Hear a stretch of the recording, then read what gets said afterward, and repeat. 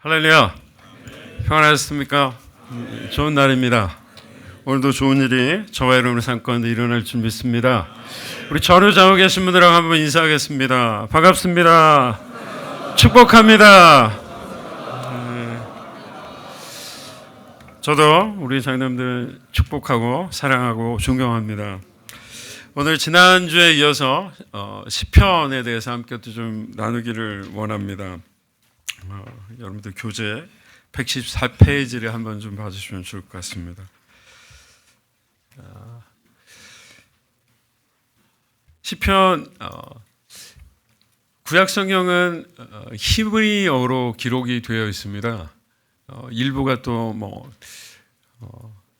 다니엘 같은 경우에는 아람어로 쓰여진 부분도 있는데 또 신약 성경 같은 경우에 이제 헬라어로 주로 쓰여져 있죠. 그래서 히브리어로 테헬림이라고 되어 있어서 찬송을 의미하고요. 여러분들이 70인역이라고 들어보셨는지 모르겠는데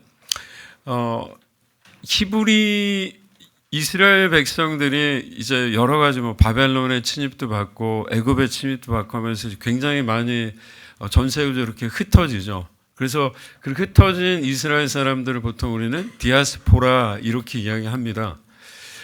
그래서 알렉산드리아 지금의 이제 아프리카 지역일 텐데요. 그 지역에도 굉장히 많은 그 이스라엘 사람들이 이주를 하게 됩니다. 그런데 이제 시간이 지나고 나서 원래는 히브리어를 사용하다가 시간이 지나고 나서 이제 그 지역에 로마가 지배를 하게 되면서 또 그리스, 그 전에 그리스죠. 그리스 사람들이 이제 지배를 하게 되면서 헬라어를 사용하게 됐고요. 히브리어를 읽지 못하는 자손들을 위해서 이제 성경을 히브리어를 헬라어로 번역을 하게 되는데 70인의 학자들이 모여서 번역을 했다라고 해서 그걸 보통 우리는 70인역이라고 하는데 그게 구약 성경을 연구하는데 굉장히 중요한 사료적인 가치를 가지고 있습니다. 그래서 그 헬라어로는 풋살모이 이렇게 돼 있어서 현악기의 반주에 맞춘 노래다 이렇게 시편을 이야기할 수 있겠습니다. 영어로는 쌈이라고 이야기하고요. 찬미가 또 시로된 악보가 없는 찬송가 또는 기도 이렇게 말을 할 수가 있겠습니다. 그래서 시편은 뒤에도 좀 보겠지만은 하나님께서 구약 성경은 하나님께서 예언자라든가 또 모세라든가 아브라함인가 이런 사람 통해서 하늘에서부터 이제 말씀을 주신 것이라고 한다면 시편 같은 경우에는 하나님의 말씀이 아니라 그 하나님의 말씀에 대한 어떤 인간의 반응이라고 말을 할 수가 있겠죠. 그래서 넘겨주실까요? 예. 과거, 현재, 미래의 역사하시는 하나님의 위대하심 또 인간의 연약함에 대해서 이야기를 하죠. 우리 장남들 또 편안한 가운데 예수를 믿게 되신 분들도 계시지만 대부분 그렇지 않으시잖아요. 그 우리 회장 장로님도 예전에 한번 간증하셨던 걸 이렇게 사석에서 말씀 나누다가 좀 어려운 가운데 있다가 이렇게 또 교회에 오셔가지고 또 조영근 목사님 설교 들으시고 지금 제가 이제 저렇게 말씀하는 분이 있나 그렇게 이제 그 깨달으셨다고 그런 말씀을 했던 걸 기억나는데 그렇죠. 사실은 우리 삶 속에서 인간이 아무리 기술이 진보하고 또 지식이 많아졌다고 하지만 여전히 우리가 어떻게 하지 못하는 그런 상황들이 우리 삶에는 있지 않습니까? 또 그런 상황 가운데서 인간의 한계를 깨닫게 되고 또 그런 상황 가운데서 우리는 하나님의 놀라운 역사들을 경험하게 되는 거겠죠. 자, 인간의 감사, 찬미, 탄식, 기쁨, 고통, 신뢰, 경외 다양한 감정들이 시편에는 녹아져 있는 것들을 볼 수가 있습니다. 그래서 특별히 삶이 공고하고 어려움을 당할 때 시편을 읽으면 굉장히 많은 위로를 받게 되는 그런 경험들을 하게 되죠. 자, 그리고 예수님에 대해서 말씀하고 있는 부분들이 있고요. 자, 그다음 중심 메시지를 보겠습니다. 말씀드렸듯이 하나님을 향한 간구가 있죠. 환난 가운데 또 자신의 어떤 그런 뉘우침을 깨닫게 되는 고난이라는 게 사실은 지난주에 저희가 욥기를 통해서도 봤지만 어떤 의미에서는 죄로 인해서 받는 고난도 있지만 그렇지 않은 고난들도 분명히 존재하죠. 또 고난의 유익을 좀 생각했을 때 제가 이제 신학자이니까 잠깐 좀 그런 이야기를 조금 하자면,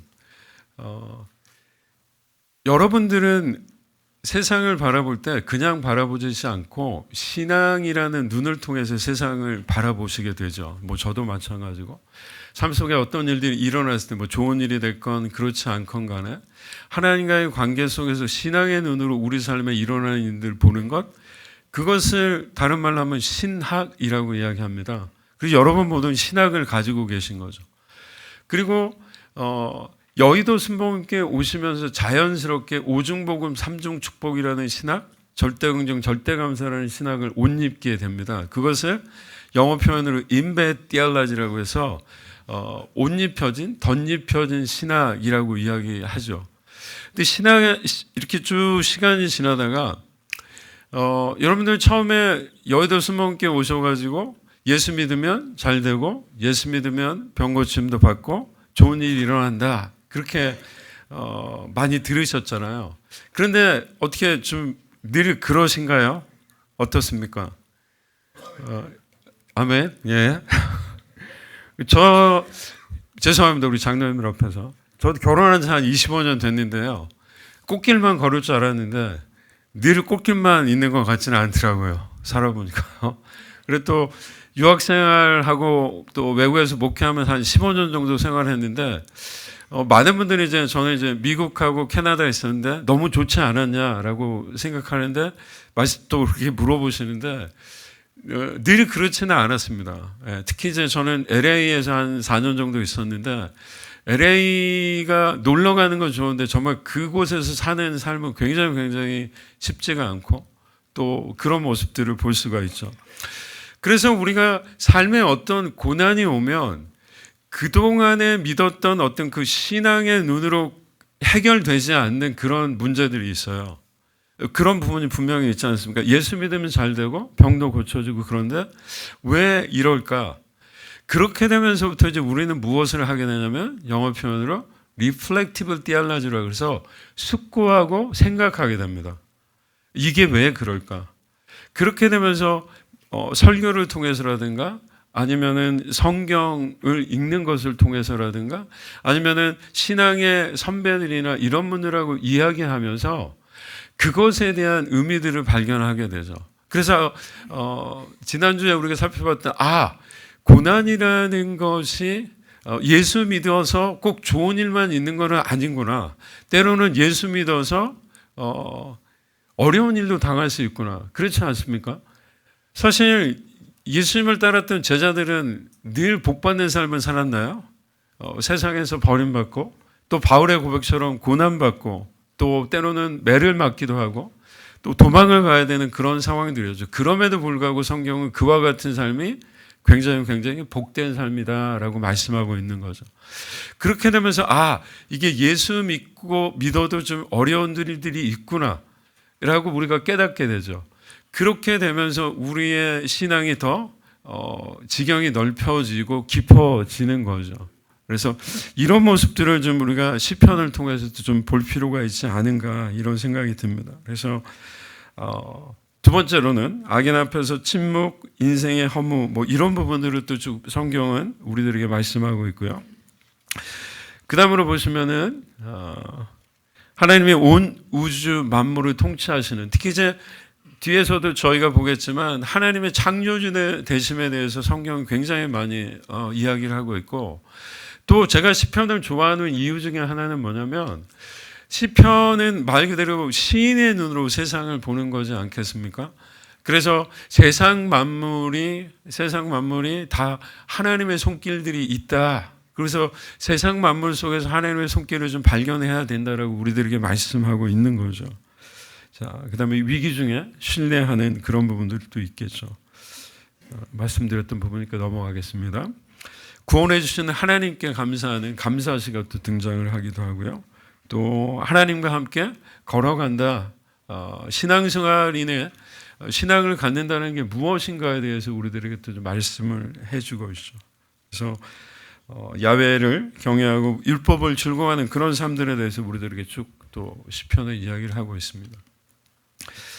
자, 구약 성경에 굉장히 중요한 5가지의 개념이 등장을 합니다. 위에 있는 게 이제 히브리어고 밑에 그 의미인데 심판이 있고 하나님의 공의가 있고 구원이 있고 평화가 있고 축복이 있습니다.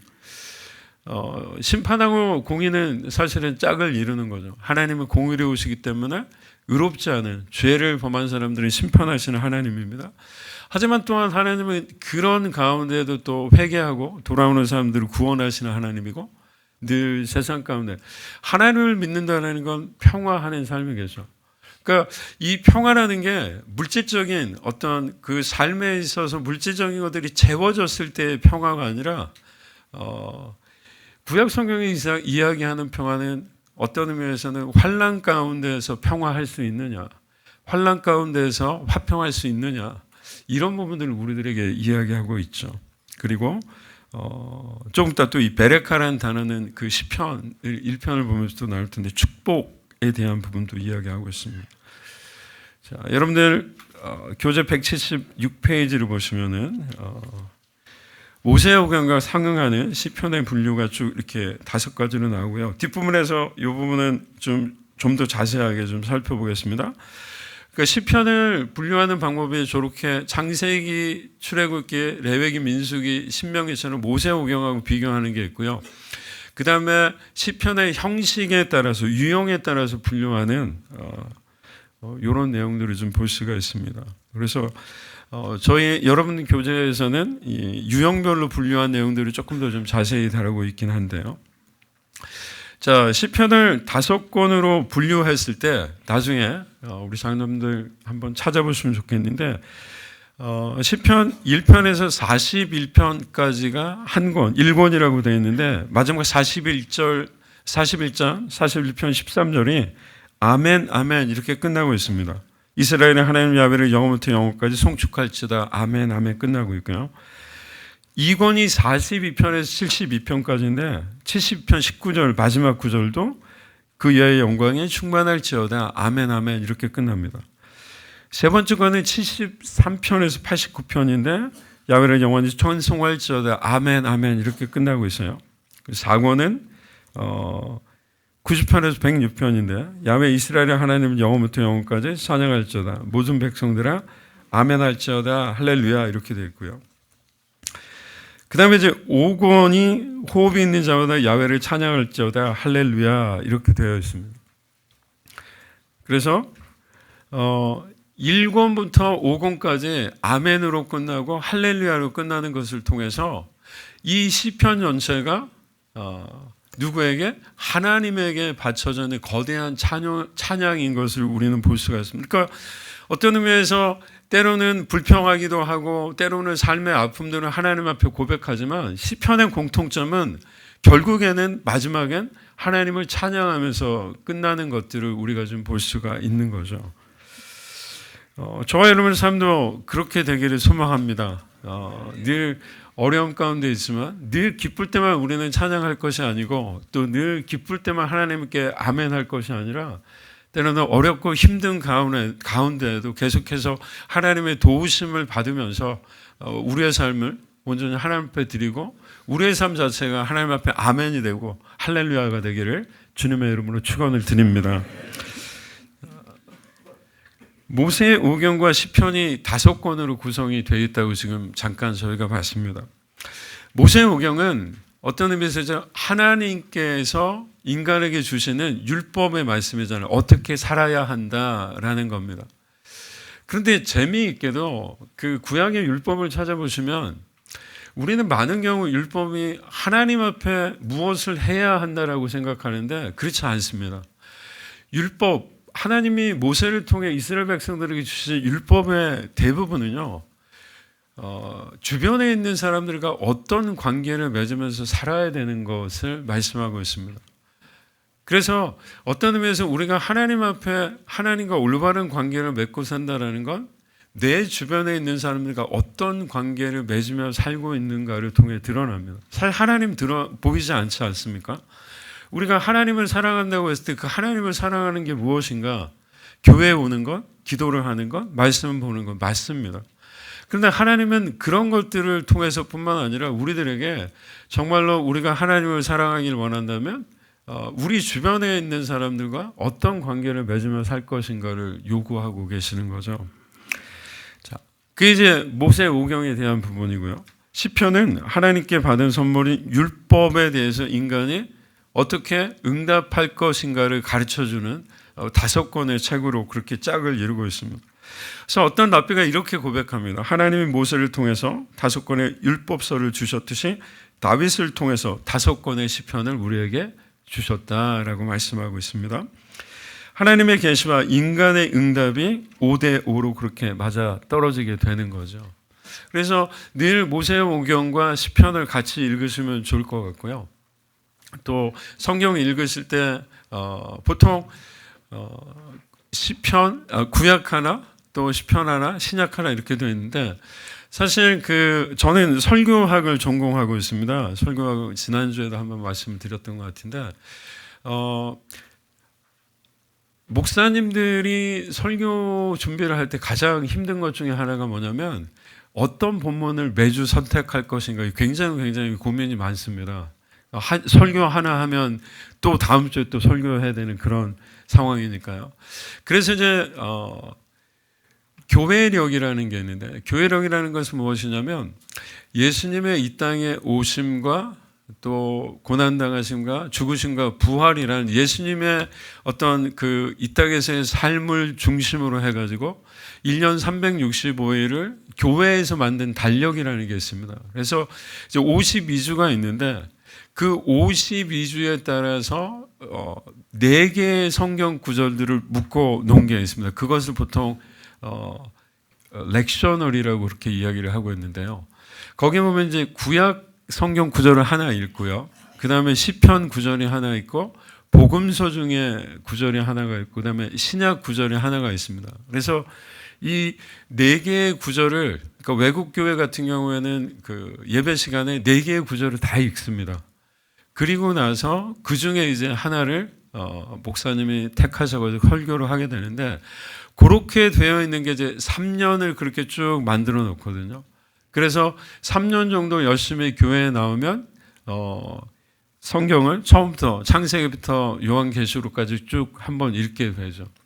그래서 우리 장로님들이 성경을 읽으실 때도 뭐 신약, 구약 그리고 시편을 이렇게 골고루 읽으면 굉장히 성경 읽는 또 재미가 있지 않을까 이렇게 생각이 듭니다. 자, 모세오경과 상이하는 시편의 분류를 좀 볼게요. 자, 교재 177페이지인데요. 자, 창세기하고 시편 첫 번째 권이 상응하는데 인간의 출발에 대해서 창세기에서 이야기하듯이 시편에서도 그렇게 이야기를 하고 있고요.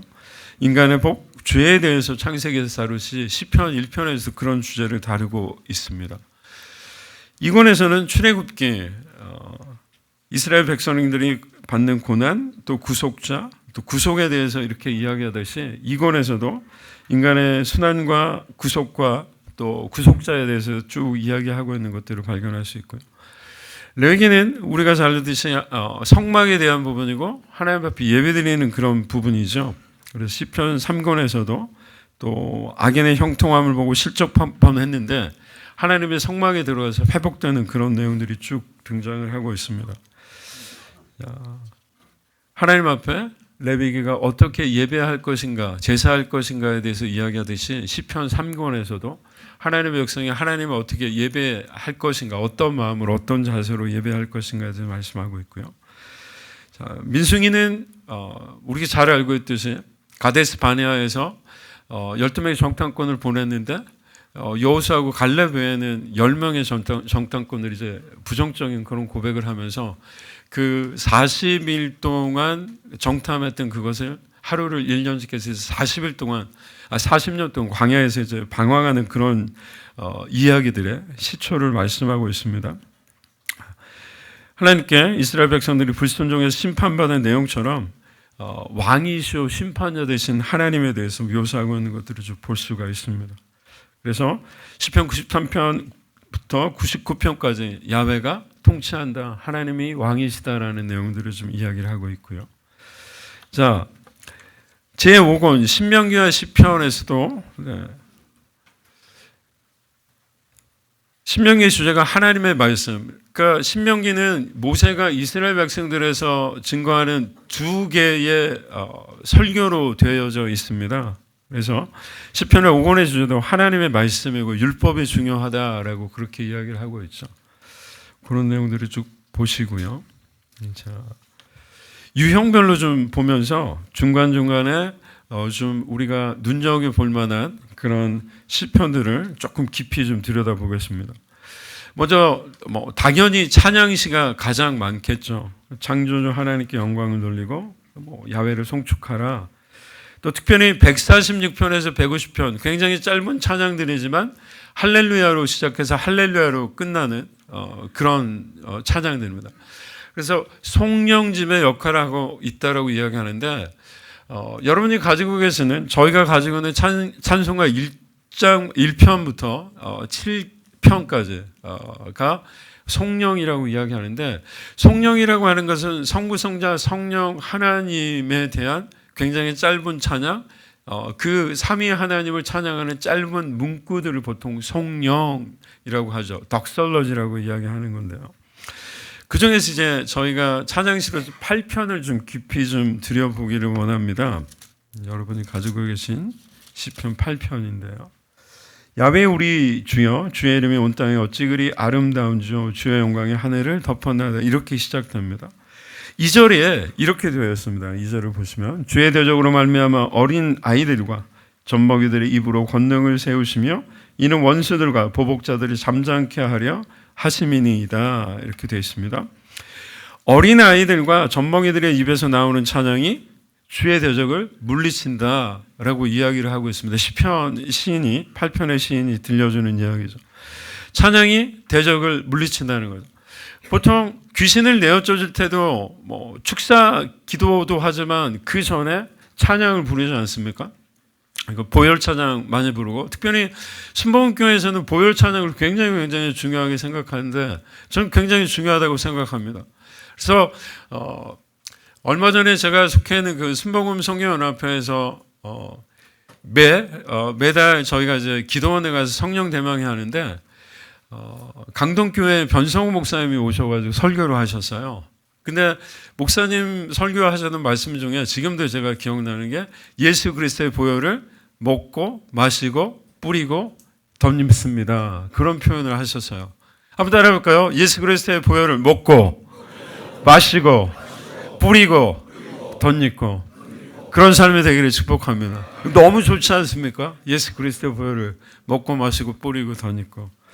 그러니까 어떤 의미에서 우리가 보혈 찬양을 한다는 건 그렇게 예수 그리스도의 보혈을 의지하고 예수 그리스도의 보혈로 덧입는 거라고 할 수가 있겠죠. 그래서 예수 그리스도의 능력이 우리 안에 함께해서 우리의 대적, 사단 마귀를 대적할 수 있는 그런 힘들을 우리가 얻는 것이라고 할 수가 있겠습니다.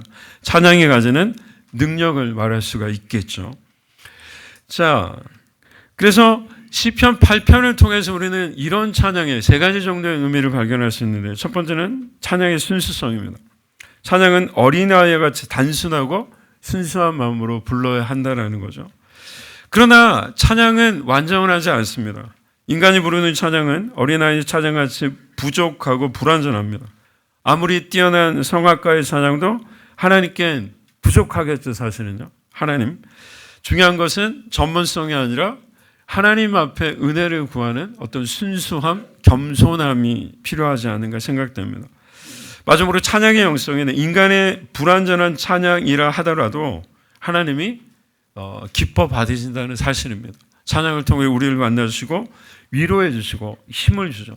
사실 뭔가 어려운 일이 있을 때 찬양을 부르면 그때는 사실 기도도 나오지 않을 때이지만 늘 찬양을 듣고 우리가 힘을 얻을 수 있다고 믿습니다.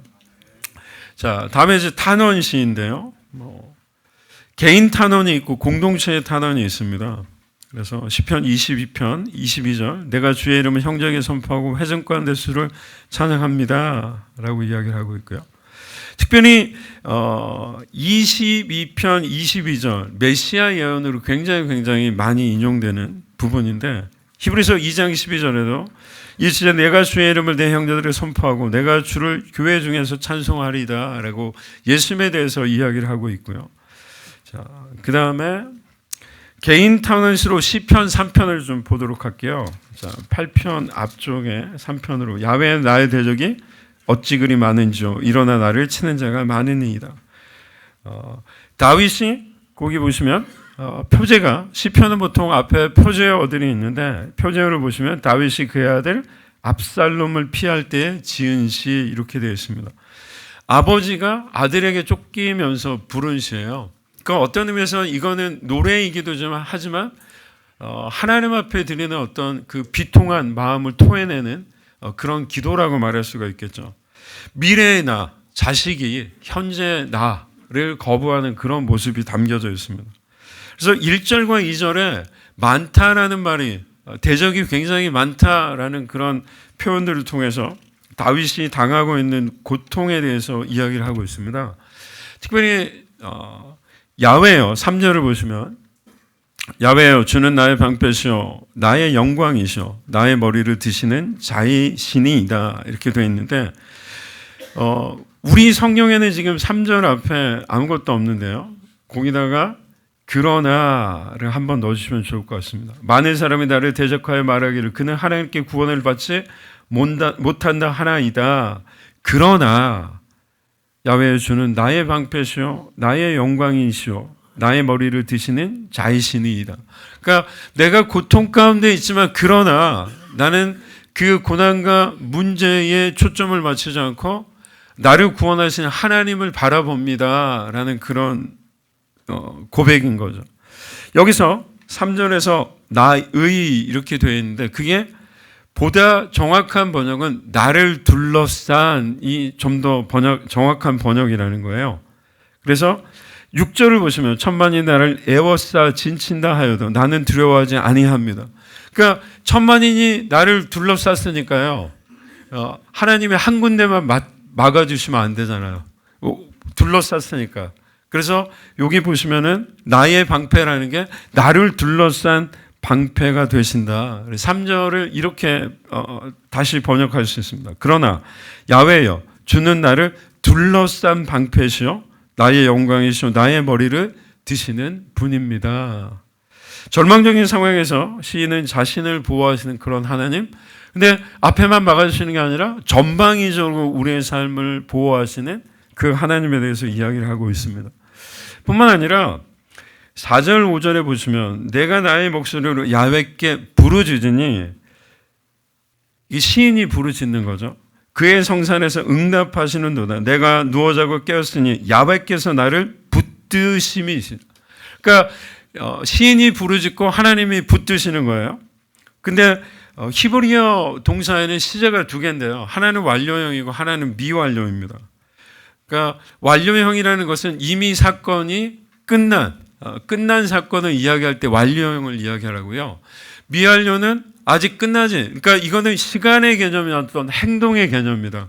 행동이 끝났느냐 아니면 행동이 계속 반복되고 있느냐. 그런데 내가 부르짖는 것도 미완료고요. 하나님이 붙드시는 것도 미완료인 거예요.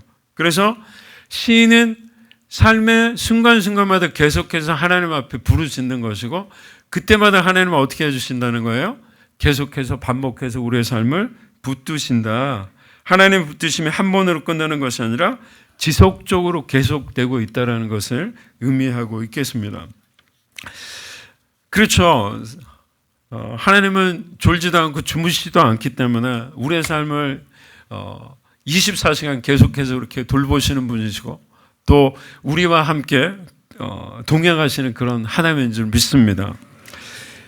그 다음에 회개 시가 등장을 합니다. 굉장히 많이 등장을 하는 부분이고요. 그 다음에 이제 감사시인데 하나님이 구속하시고 또 우리의 삶에 여러 가지 놀라운 일들을 행하심에 대해서 찬양하는 내용이 있고요. 또 기도에 응답하시기 때문에 감사하는 그런 내용들이 쭉 등장을 하고 있습니다. 그 다음에 좀 제왕시라는 말을 우리 장로님들이 좀 들어보셨는지 모르겠는데 특히 이 제왕시가 중요한 이유는 메시아 되시는 예수님에 대해서 굉장히 많이 예언하고 있는 부분들을 담고 있기 때문입니다. 마태복음 22장, 사도행전 2장, 또 고린도전서, 히브리서 등에서 특히 110편을 가지고 신약의 저자들이 많이 이야기를 하고 있습니다. 그 다음에 시온시가 있는데 시온산, 예루살렘에 시온산이 있고 그곳에 이제 성전이 있었던 거죠. 그래서 하나님의 성이 그곳에 있었고 그 시온을 어떤 의미에서 시온 그 산 자체를 찬양하는 것이 아니라 그 산에 있는 성전 가운데 임하시는, 그래서 예루살렘과 이스라엘 백성들이 지키시는 하나님에 대해서 찬양하는 내용들이 시편 48편 시온시라고 말할 수가 있겠고요. 그 다음에 이제 대관시는 말 그대로 이제 왕위에 오를 때 이야기하는, 온 땅에 왕 대신 하나님과 더불어서 왕의 그 하나님의 통치하심을 받는 이스라엘의 왕이 등극하는 그런 내용들을 쭉 이야기를 하고 있고요. 실내시는 23편을 좀 보면서 이야기를 좀 하겠습니다. 시편 23편 너무 저희가 잘 알고 있는 그런 내용이죠. 야훼는 나의 목자시니 내게 부족함이 없다라는 내용입니다. 그런데 이 시가 굉장히 아름답잖아요. 그리고 뭔가 목가적이고 평화로운 어떤 그런 느낌들을 주는데 사실은 문제가 해결된 다음에 부른 노래가 아니라 문제 가운데서 부른 노래라는 거죠. 그래서 아마 장남들이 나중에 이제 이 부분을 좀 생각하시면서 시편 23편을 읽으시면 이 시편 23편이 굉장히 다르게 다가옵니다. 평안한 가운데 부른 찬양이 아니라 굉장히 어려움 가운데 이 찬양을 불렀다는 거죠. 고난의 한복판에서 부른 노래입니다. 사망의 음침한 골짜기에서 부른 것이죠. 주께서 그런 사망의 음침한 골짜기 가운데 나와 함께 하신다라는 사실을 노래하고 있습니다. 자, 야훼는 나의 목자시니 내게 부족함이 없다. 고대 근동에서 왕을 보통 목자라고 그렇게 상징적으로 표현을 했습니다. 그래서 야훼가 나의 목자가 된다라고 고백하는 그 시편 23편 시인의 고백은 바로 하나님이 왕이신 그 하나님이 나의 삶의 주인이 되어 주셔서 그렇게 나를 보호하시고 이끄신다. 자비로운 손길로 나의 삶을 보호하신다. 이런 내용들을 노래하고 있습니다. 특별히 1절에 보시면 부족함이 없으리로다. 야훼는 나의 목자시니 내게 부족함이 없다 이렇게 되어 있는데, 보통 부족함이 없다라고 할 때는 뭐가 부족한지 목적어가 필요합니다. 물이 부족하다, 양식이 부족하다, 돈이 필요하다, 또 시간이 부족하다 그래야 되잖아요. 근데 요 시편 23편 1절에 보면 야훼는 나의 목자시니 내게 부족함이 없다고 목적어가 생략이 되어 있습니다. 무엇이 부족한지 말하지 않고 있어요. 그래서 어떤 의미에서 이거는 특정하게 무엇을 지칭하는 게 아니라 굉장히 포괄적으로 이야기를 하고 있죠. 뿐만 아니라 부족함이 없다라는 표현, 미완용으로 되어 있는데 한 번 부족한 게 아니라 계속해서 부족함이 없다라고 그렇게 말을 하고 있는 거죠.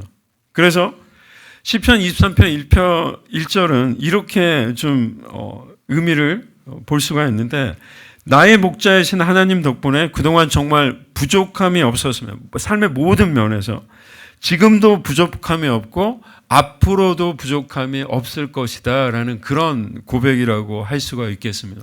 과거에도 지금에도 미래에도 하나님으로 인해서 내 삶에 부족함이 없다. 그 다음에 지혜시입니다. 야훼를 경외하는 자의 행복. 지혜가 무엇이냐? 하나님을 아는 것이겠죠. 자, 그 다음에 이제 토라시라고, 율법이 토라이죠. 그래서 진정으로 하나님 앞에 행복한 삶이라는 게 무엇인가를 이야기를 하고 있는데요. 이건 1편입니다. 시편 1편인데요. 1편으로 쭉 다시 오셔서. 시편 1편이 이렇게 시작합니다. 복 있는 사람은 악인들의 꾀를 따르지 아니하며 죄인들의 길에 서지 아니하며 오만한 자들의 자리에 앉지 않는다. 복에 대해서 이야기를 하고 있어요. 근데 구약 성경의 복은 두 가지 단어를 사용하는데, 하나는 바로크라는 단어고요, 하나는 아슈레라는 이 단어입니다. 바라크라는 단어는 축복이라는 의미예요. 그리고 구약 성경에서 복에 대해서 이야기할 때 가장 많이 사용하고요. 미국 대통령 버락 오바마가 있지 않았습니까? 그 앞에 이 사람의 이름 버럭, 이게 이 바라크에서 온 이름입니다. 그래서 축복의 아이, 뭐 그런 의미로 아마 이 부모가 그런 이름을 지어준 것 같아요. 버락 오바마. 그런데 시편 1편에 등장하는 이 복이라는 단어는 바루크가 아니라 아쉬레라는 단어라는 거예요. 그래서 이거는 blessing, 복이라기보다는 happiness, 행복에 더 가까운 그런 의미입니다. 그래서 복 있는 사람은 이렇게 이제 한국말은 번역이 되어 있는데 히브리어 어수는 행복하여라 이 사람은 이렇게 되어 있습니다. 우리 장로님들 복 받기를 원하시나요? 행복하기를 원하시나요? 다 받기를 원하시나요? 예. 자, 그 이야기 있지 않습니까? 너무 잘 하시는 이야기일 텐데 네이클로버는 행운이고 세이클로버는 행복이잖아요. 그렇죠?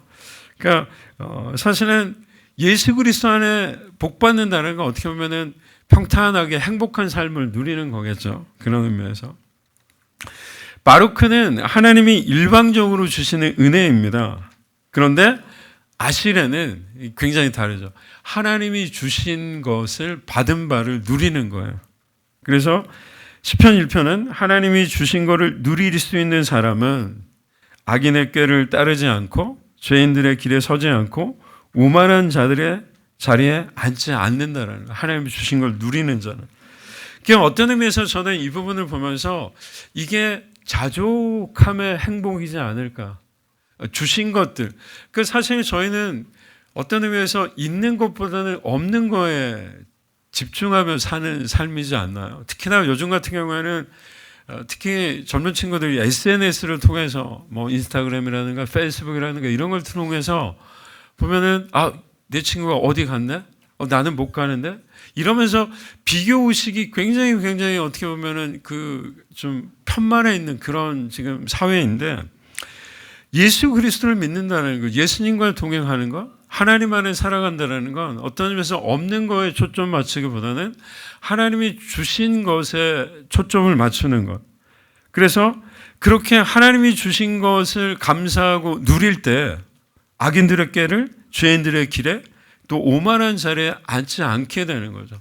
그러니까 어떤 의미에서는 가졌기 때문에 뭐 다른 사람을 가지지 못한 사람을 깔보거나 그러는 것이 아니라 가짐으로 인해서 하나님을 감사하는 그런 삶을 사는 겁니다. 당회장님께서 말씀하시는 절대 긍정, 절대 감사의 삶이 이런 것이지 않는가 또 생각을 해보게 됩니다. 우리 뒤에 이제 절대 긍정 포인트에서도 좀 보기를 할 텐데요. 그래서 하나님이 주신 것을 누릴 수 있는 행복한 삶이란 야훼의 율법을 묵상하는 삶, 말씀대로 사는 삶이겠죠. 자, 그래서 말씀을 통해서 늘 나의 삶에 주신 것들을 감사하는 삶. 자, 2절인데요. 2절은 또 이렇게 되어 있습니다. 오직 야훼를 즐거워하여 야훼의 율법을 즐거워하여 그의 율법을 주야로 묵상하는 사람이다. 그렇게 이야기를 하고 있습니다. 행복한 삶을 사는 사람은 하나님의 말씀을 읽을 때 즐거움을 느끼죠. 그리고 영적인 상태를 진단할 때 말씀을 읽게 됩니다. 자, 여기 보시면 이제 주야로 묵상하는데 주는 뭐 낮주자 낮이고요. 야는 밤입니다. 그런데 이게 다른 의미로 이렇게 또 읽힐 수가 있어요. 주는 형통할 때, 야는 형통하지 않을 때를 또 의미하죠. 그래서 어떤 환경, 뭐 형통하거나 그렇지 않건 간에 어떤 환경에서도 하나님의 말씀을 묵상하는 거고요. 그 다음에 여기 묵상하다라는 말은 하가인데 비둘기가 이제 구구구구 이런 소리를 내는 것처럼 말씀을 소리내어 읽다, 깊이 연구한다, 공부한다라는 그런 의미입니다. 그래서 말씀을 좀 연구하면서 묵상하는 것들이 좀 필요하죠. 그래서 요즘은 뭐 인터넷들은 굉장히 말씀을 공부하는데 도움이 되는 것들이 많기 때문에 또 저희 지금 교육연구에서 이번 그 특강을 계속해서 주관하고 있는데 교육연구에서 좋은 여러 가지 성경 공부들을 많이 개설하고 있습니다. 뭐 장남들 주일날 또 교회를 위해서 바쁘시기도 할 테지만 또 시간이 되시면 그렇게 성경 공부에 참석하셔서 성경 공부를 하는 것도 좋지 않을까 그렇게 생각이 듭니다. 자, 그 다음에 이제 구속시 또 예배시에 대한 부분들이 쭉 등장을 하고요. 그 다음에 시편에 보면 성전을 입장하면서 부르는 찬양이 있습니다. 이게 특별히 이제 보면은 성전에 있는 성가대와 성전으로 오는 순례자들, 1년에 이스라엘 남자들은 3번 장막절 또 뭡니까 77절 초실절이라고 하는 그 초실절, 그리고 이제 6월절 3번 하나님의 성전에 가서 하나님 앞에 제사를 드려야 했는데, 그렇게 전국에 있는 또 해외에 있는 순례자들이 성전으로 들어가면서 부르는 그런 찬양들이 성전 입장 찬양이라고 할 수가 있겠고요. 언약 갱신에 대한 그런 내용들이 또 등장을 하는 것을 볼 수가 있겠습니다. 그래서 오늘 전체적으로 시편에 대해서 뭐 짧은 시간이지만 쭉 한번 우리 장님들하고 리뷰를 했고요. 절대 긍정, 절대 감사 포인트를 잠깐 보면서 마치도록 하겠습니다. 시편을 통해서 우리는 하나님 앞에선 인간의 삶이 어떠한가를 좀 살펴볼 필요가 있죠. 우리는 감사와 기쁨, 탄식과 고통, 신뢰와 경외 등 인간의 모든 감정을 가지고 하나님 앞에 신앙을 진솔하게 고백할 필요가 있습니다. 하나님 앞에 나가서 우리의 모습을 드러내지 않으면 사실 어디 가서 드러낼 수 있겠습니까?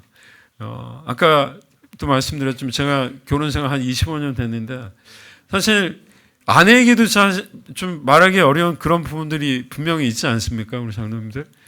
저만 있나요? 하나님 앞에 나가야겠죠. 그래서 하나님 앞에서 우리의 모습들을 좀 드러내놓고 진솔하게 그런 좀 드러내는 모습들이 좀 시편을 통해서 우리가 배워야 되는 모습이지 않는가 생각되고요. 어떠한 상황 속에서도 하나님을 기쁘시게 하는 믿음의 자세, 시편 1편의 기자처럼 하나님을 신뢰하며 감사하는 마음을 좀 품을 필요가 있다라고 좀 나눌 수가 있겠고요. 축복으로 가는 길이 무엇인가? 복 있는 사람은 악인의 꾀를 따르지 않고 죄인들의 길에 서지 않으며 오만한 자리에 앉지 않는다. 근데 여기 한번 동그라미를 한번 쳐보시면 따르지 않죠. 서지 않고 앉지 않아요. 그러니까 이 동사가 보면은 움직이다가 결국에는 앉게 되거든요. 그러니까 죄라는 게 처음에는 한 번, 두 번 이렇게 되다가 결국에는 완전히 우리를 사로잡아버리는 어떤 그런 모습들을 좀 볼 수가 있죠. 그래서 말씀을 통해서 복 있는 사람의 삶을 산다라는 건 늘 아까 말씀드렸듯이 밤낮 주야로 아침이나 저녁이나 형통하거나 그렇지 않거나 계속해서 하나님의 말씀을 묵상하는 거거든요. 근데 말씀을 묵상한다라는 건 두 가지 의미라고 저는 생각합니다. 말씀이 무슨 의미인가를 보고 그 속에서 나의 모습을 비춰보는 거죠. 나는 이 모습대로 살고 있는가, 이 모습대로 살고 있는가, 그렇지 않은가. 그리고 제가 설교를 공부하면서 현대 설교학자들은 설교자의 설교가 완성되는 자리가 어디인가를 이렇게 정의합니다. 설교자의 설교가 완성되는 자리는 설교자가 설교를 끝마치는 이 강단이 아니라 그 설교를 들은 성도들이 삶 속에서 들은 말씀을 실천하는 그 자리, 성도들의 삶의 자리가 설교자의 설교가 끝마쳐지는 자리라고 이렇게 이야기합니다. 전 동일하다고 생각하거든요. 우리가 말씀을 읽고 그저 말씀으로 읽고 끝나는 것이 아니라 말씀 속에서 우리의 삶의 모습들을 비춰보고 그리고 나서 진정으로 그 말씀을 살아내는 것, 그때 우리가 말씀을 살아내는 그것이 결국은 우리가 말씀을 읽는다라고 말하는 결론이지 않는가 그렇게 생각이 듭니다. 날마다 말씀을 가까이 해서 절대 긍정의 믿음으로 살아갈 때 하나님의 축복의 길이 있음을 늘 잊지 않고 또 그렇게 기억하는 저와 여러분 되기를 진심으로 축원합니다. 기도하겠습니다. 하나님 감사합니다. 오늘 사랑하고 또 존경하는 우리 사랑하는 장로님들과 함께 시편을 전체적으로 보았습니다. 시편의 말씀을 통하여서 우리가 늘 하나님의 모습을 발견하게 하시고 또한 우리의 삶을 또 붙드시는 주님을 보게 하시며 인간이 얼마나 하나님 앞에 연약하고 부족한 존재인지를 또 바라보게 하여 주시옵소서. 말씀을 그저 머리로 읽어내므로 끝나는 것이 아니라 말씀 속에서 우리의 모습들을 또 들여다보게 하시고 마침내 그 말씀을 살아내므로 날마다 형통한 삶을 살아내는 저희 되게 하여 주시옵소서. 사랑 우리 장로님들 한 분 한 분을 기억하셔 주시옵소서. 축복합니다. 또 특별히 장로를 위하여 안병강 장로를 위하여 많은 또 임영원들을 세우시니 감사합니다. 더욱더 우리 임원 장로님들 지혜와 능력 성령으로 충만케 하여 주셔서 사랑하는 장로회가 이 여의도 순복음교회의 중심이 되게 하시고 기둥이 되게 하시고 사랑하는 장로님들을 통하여 사랑하는 교회가 날마다 부흥되고 예수 그리스도의 복음을 땅끝까지 증거하는 하나님 앞에 쓰임받는 교회 되게 하여 주시옵소서.